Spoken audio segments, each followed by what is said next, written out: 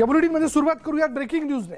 राष्ट्रवादी काँग्रेसचे नेते माजी मंत्री हसन मुश्रीफ यांच्या घरावर ईडीने पुन्हा एकदा छापेमारी केली आहे। त्यामुळे राष्ट्रवादी काँग्रेसमध्ये खळबळ उडाली आहे। मुश्रीफांच्या कागल इथल्या घरी ही छापेमारी सुरू आहे। पहाटेच ईडीचे 4 ते 5 अधिकारी मुश्रीफांच्या घरी पोहोचले। सकाळपासूनच मुश्रीफ यांच्या घरातील कागदपत्रांची तपासणी सुरू करण्यात आली आहे। तसंच घराभोवती सुरक्षा जवानांचा मोठा बंदोबस्त ठेवण्यात आला आहे। मुश्रीफ यांच्यावर 100 कोटींच्या घोटाळ्याचा आरोप आहे आणि त्यामुळेच मुश्रीफ यांच्या घरावर छापेमारी करण्यात आल्याचं सांगण्यात येत आहे। या छापेमारीनंतर मुश्रीफ समर्थकांनी त्यांच्या घराबाहेर जमण्यास सुरुवात केली आहे। याबद्दल अधिक माहिती आपण जाणून घेणार आहोत। आमचे प्रतिनिधी ज्ञानेश्वर साळोखे आता क्षणाला आपल्या बरोबर आहेत। ज्ञानेश्वर, काय अपडेट? हसन मुश्रीफ यांच्या कागल इथल्या घरावरती पुन्हा एकदा इथे ईडीने छापे टाकलेले आहेत। खरं तर तिसऱ्यांदा हा त्यांच्या घरावरती छापा आहे ते ईडीच्या वतीनं आपल्याला पाहायला मिळतोय। एकूणच पाहायला गेलं तर हसन मुश्रीफ यांच्यावरती मनी लॉन्ड्रिंगचे आरोप आहे ते किरीट सोमय्या यांनी केले होते आणि त्या अनुषंगाने एकूणच ही सगळी तपासणी होताना आपल्याला पाहायला मिळतात। यापूर्वी सुद्धा जिल्हा बँकेमध्ये हसन मुश्रीफ यांच्या संदर्भातली बँक खाते आहे ती तपासण्याचं काम ईडीने केलं होतं।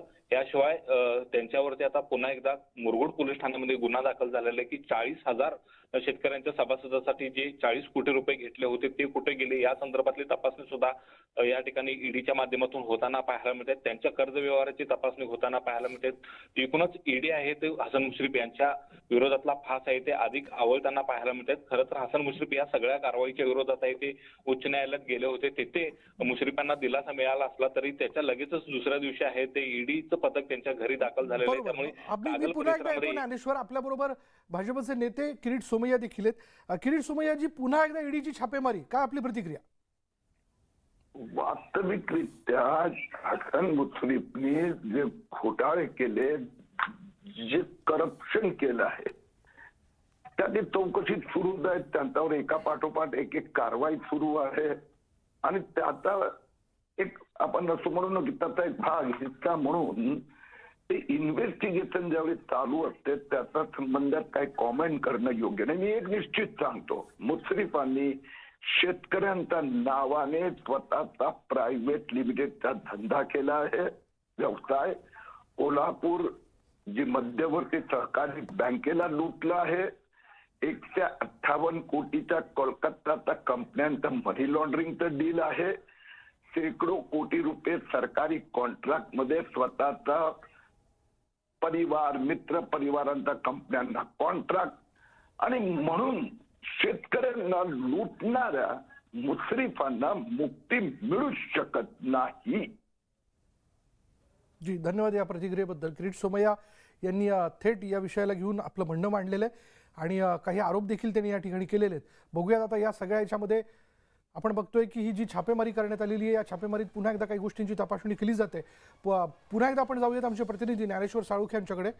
ज्ञानेश्वरशी बोलण्याचा आपण प्रयत्न करूच, पण किरीट सोमय्या यांच्या घरावरती छापेमारी करण्यात आलेली आहे। कागलमधल्या त्यांच्या घरावरती माफ करा हसन मुश्रीफांच्या घरावरती छापेमारी करण्यात आलेली आहे आणि कागलच्या घरावरती ईडीची छापेमारी झाल्याचं आपण बघतोय। गेल्या 1.5 महिन्यात दुसऱ्यांदा हा छापा पडला। ईडीचे 4 ते 5 अधिकारी मुश्रीफांच्या घरी आहेत। पहाटेच्या सुमारास मुश्रीफांच्या घरी हा छापा पडलेला आहे आणि आपण जर बघितलं तर आता मुश्रीफ यांच्यावरती 100 कोटींच्या घोटाळ्याचा आरोप आहे आणि आरोपाच्याच प्रकरणामध्ये पुन्हा एकदा ही छापेमारी झाली आहे। काही कागदपत्रांची तपासणी जी आहे ती केली जाते।